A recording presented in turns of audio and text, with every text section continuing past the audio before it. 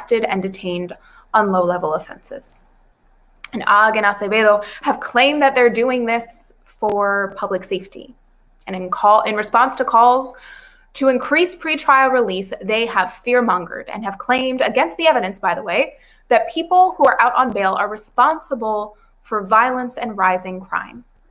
And as we've seen time and time again, that is not the case. Subjecting people to the traumatizing conditions of jail, in many cases only because they can't afford bail, that doesn't improve public safety. In fact, that is what makes us less safe. So to talk more about this problem and what can be done about it, I am joined now by Alec Karakatsanis, the founder and executive director of Civil Rights Corp, Alex Bunnan, the chief public defender for Harris County, and Jason Gans, my former full-time friend from the Count and chief of staff for Data for Progress. Thank you all so much for being here today. Alex, I'd like to start off with you because I think you are probably in the best position to help us paint a situation of what is going on the ground right now. What are folks dealing with who are at the jail? What are the conditions like? And how are folks handling it? Thank you so much for having me here. Oh, Alex. Sorry, Alex. Go ahead. It's okay. We get confused.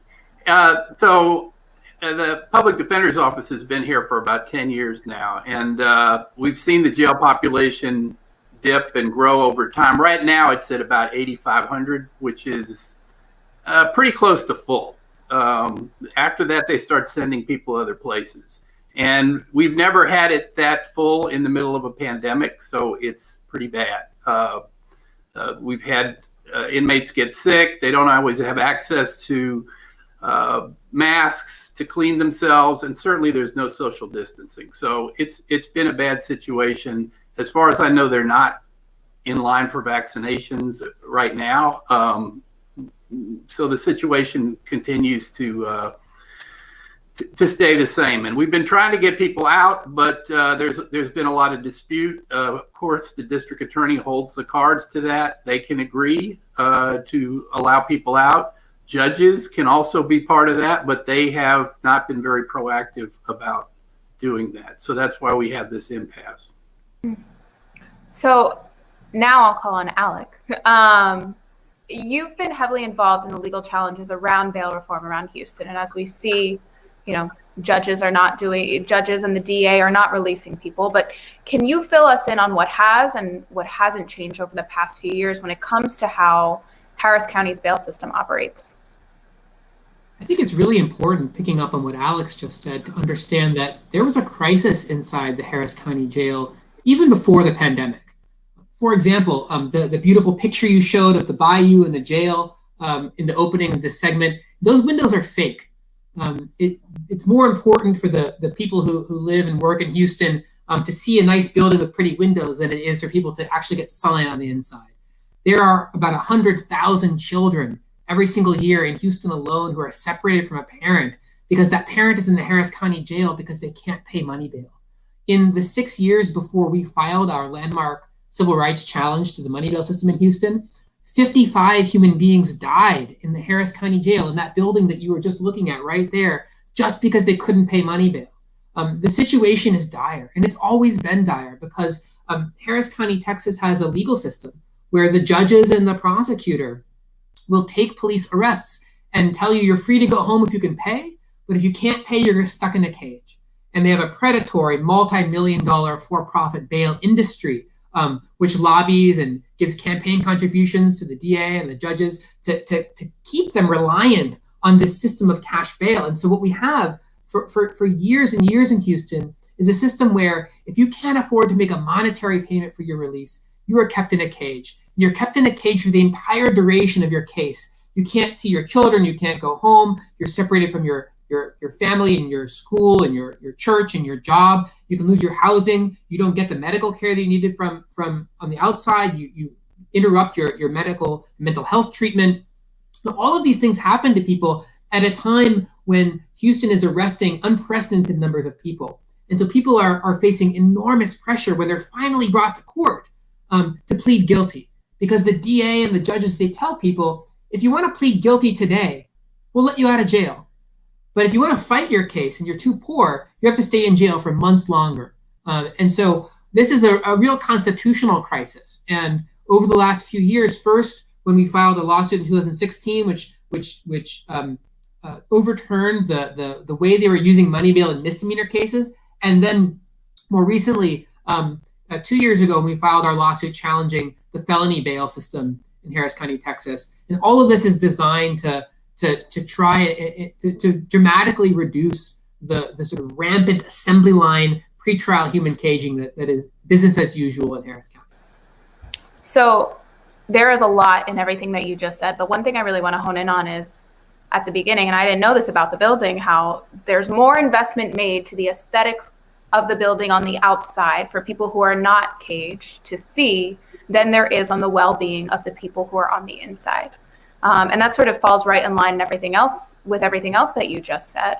And makes me wonder, what does it take to get this current crisis to be addressed, where we have officials who don't even see the need to care for the well-being of the people who are in there? Is it simply a matter of hoping that DA Ogg will voluntarily take action, or can something be done to force her to take this issue more seriously?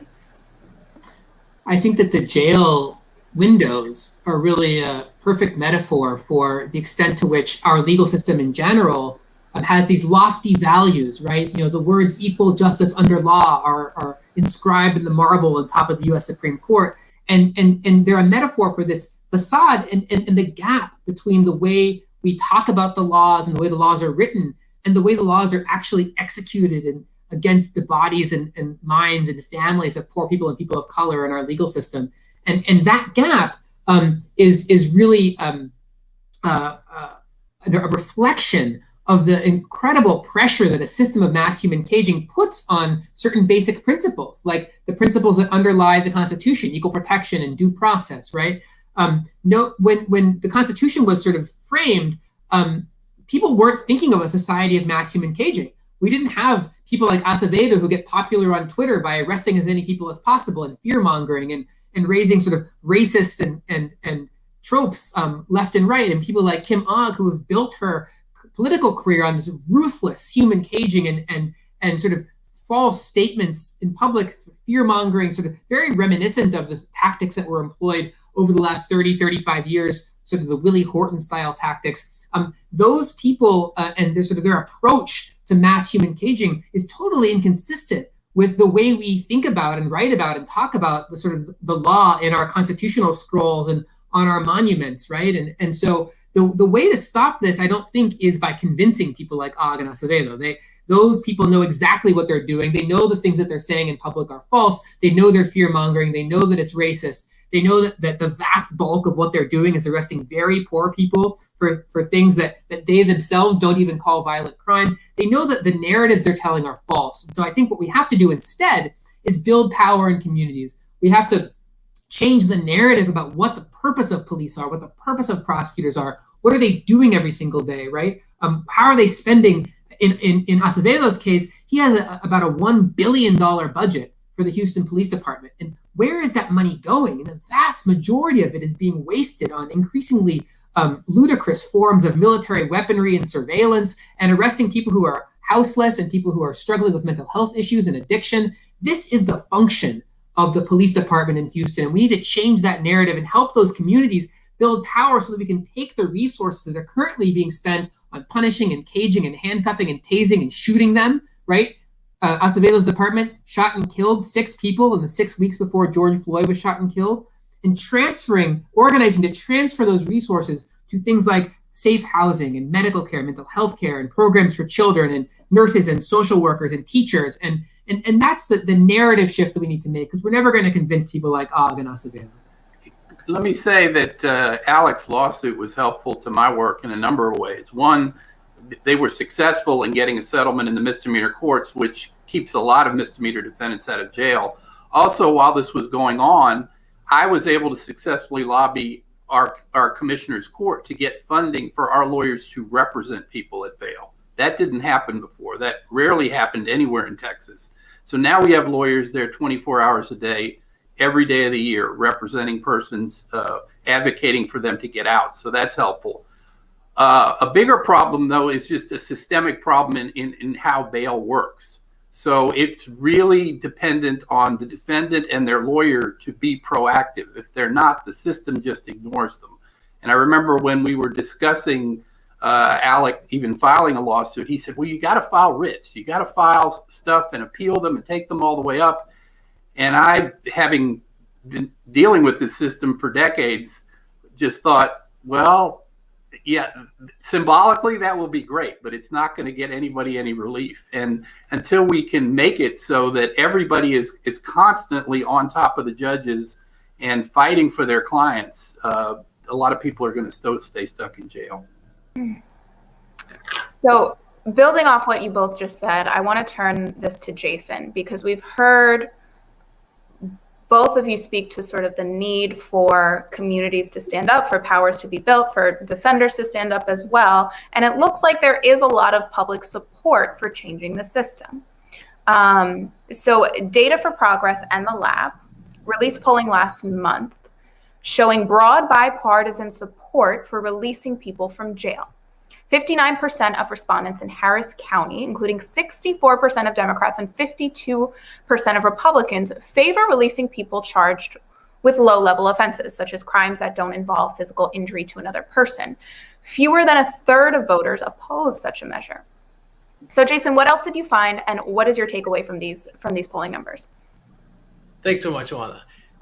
When we look at this number, the most striking thing is that not only is it morally wrong and wrong from a humanitarian standpoint to be keeping all these people locked up, it's also wrong from a public opinion and a political standpoint.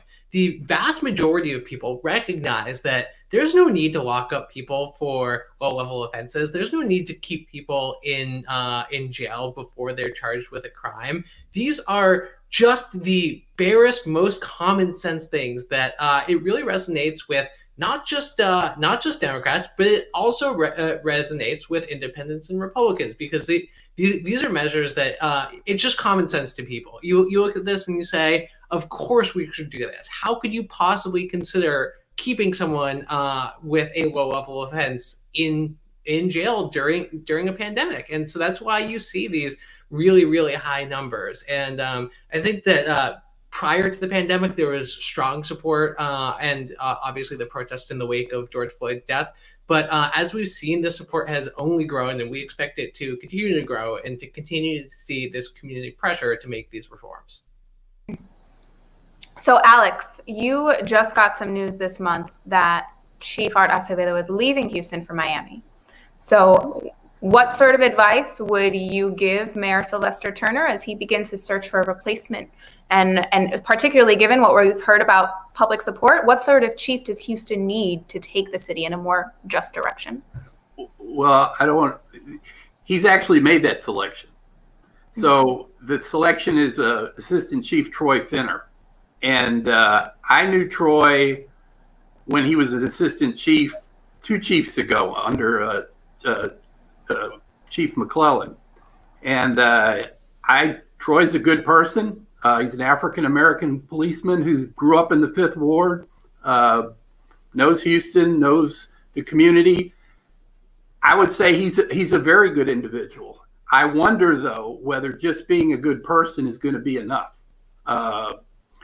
This is a cultural change for Houston, a cultural change for Harris County that we need in our police force. So I'm excited that Acevedo's gone and a lot of the bluster is gone, but I don't know that that's necessarily going to change things. I'm hopeful, but we're going to have to wait and see. Alec, I'm curious to hear where you see this going. What's at stake and what happens and what could potentially happen if officials continue to refuse to act? First, I want to just respond to what Alex said. I mean, it's a very important point that bears repeating. The problem with the system is not a few bad apple cops, and the problem is not something that a better police chief who's less abusive and less boisterous than Acevedo is going to actually fix anything. The problem is the function that police play in our society. They are the brutal tool that enforces systems of inequality and oppression. they are sort of, that function is going to stay the same. The new police chief is going to have the same, actually he's going to have an increased police budget. There's going to be more human caging. There's going to be, the racial disparities are going to continue increasing. There's going to be even more military weaponry and surveillance. These are all things that good cops do every single day. I wrote an op-ed for Slate this summer after the murder of George Floyd, what does it mean to be a good cop, where I used the Houston Police Department as an example, right? And we have to stop thinking that the harms from policing are actually coming from bad cops. The entire institution of policing, since its inception, has been about preserving distributions of wealth and power in our society, whether it evolved in many respects from slave patrols, and in its modern incarnation in many urban areas, really evolved from the efforts of local business people to control and brutally suppress labor organizing. And so that is the function and history of the police. And it's really important to understand that just changing the person on top of that massive bureaucracy is not going to change anything about who the people are that are arrested for that bureaucracy and the human caging and family separation and misery that results from it. And so I think when you think about Houston and the jail and the bail and the jail population and how all those things fit together, really there's going to be no change at all unless we build enough power in the community to fundamentally change the investments that the bureaucracy is making. Like, it is investing so much money. I mentioned the police budget, but the sheriff and the jail, the sheriff's budget is over $600 million a year on top of that. And then there's 60 other police forces in Harris County alone, in addition to the Houston Police Department. All of those police forces, the DA's office, they're all asking for increased budgets so that they can arrest and cage more people and put them into this giant bureaucracy. And so unless we really think about this systemically, about how as a society we're going to divert resources from this system that is actually making us less safe and causing more harm, and invest in the things that Houston needs, like more medical clinics, like response to environmental disaster, like housing, like healthcare, right? Like after school programs where children can do poetry and theater and music and art. These are desperately lacking in Houston. And those are the things that are going to create a safer society. And so I think until Houston does that, we're going to continue to see massive overcrowding in this really just monstrous conditions at the jail. I agree. Same. So I'm gonna turn this last question to Jason. So you've done polling on all sorts of criminal justice issues, and from what I can see, there is a broader trend of unresponsiveness to public opinion among elected officials, not just on releasing people from jail, but also sort of coupling it with these sorts of investments in community that are necessary to create a more whole society. And in many ways, it seems like elected officials are just behind their constituents, particularly when it comes to supporting various measures to make the system less punitive and to invest in other things. So how do you explain this disconnect? And what do you think elected officials should know as we continue to have these sorts of debates?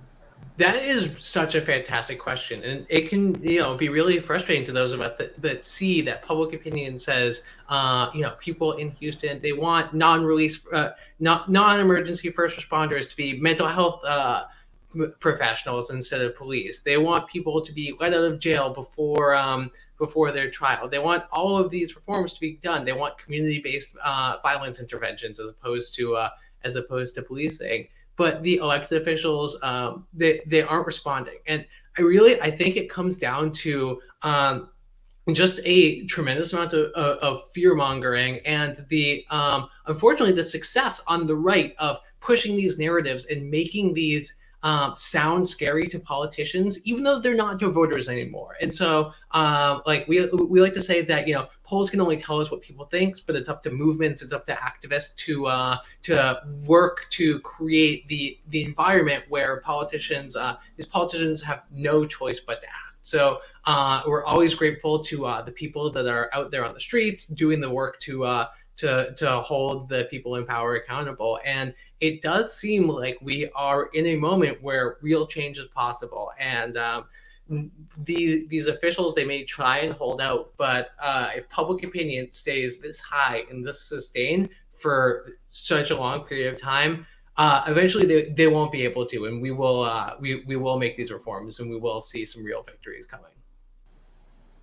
Well, thank you so much, everyone, for joining us and for all of your insights today, and keep on fighting the good fight. Thanks for having me. So we have had a few segments on this show about the jails in Houston. But I think what really stuck out to me about this one were really two things. The first was the need for people power, because we've seen how how county officials have simply not been listening over and over again when there has been this call to release people from jails, and countered with these polling results that show that people want to release people from jails. And so the only way then is for that public support to turn into public power, into a public mobilization and push towards those officials. And then the other thing that stuck out to me is the need for a fundamental shift in the way we view the carceral state. It is one thing to say, okay, we need more reforms in this state. We need jails to be cleaner or less crowded. But it is quite another to say we need to shift resources away from these jails. As we depopulate them, we also need to ensure that we are keeping people from entering them in the first place, and instead investing in things like first responders and school programs to make sure that people are never entering jails. And this also brings me back to this one point of that sort of shocked me today, which was knowing that the windows on that jail are fake, that these windows are simply there for people on the outside to ignore the suffering of the people who are on the inside, to pretend that they are not being caged in a place that strips them of all of their humanity, so that we can continue this divide between people who are incarcerated and people who aren't incarcerated. And it just, again, sort of shows the need for a fundamental shift in the way that we take care of people in this country. So that is all the time we have for today. Thank you so much for joining us here on The Appeal Live. You can continue to follow us on Facebook and Twitter. We'll see you next time.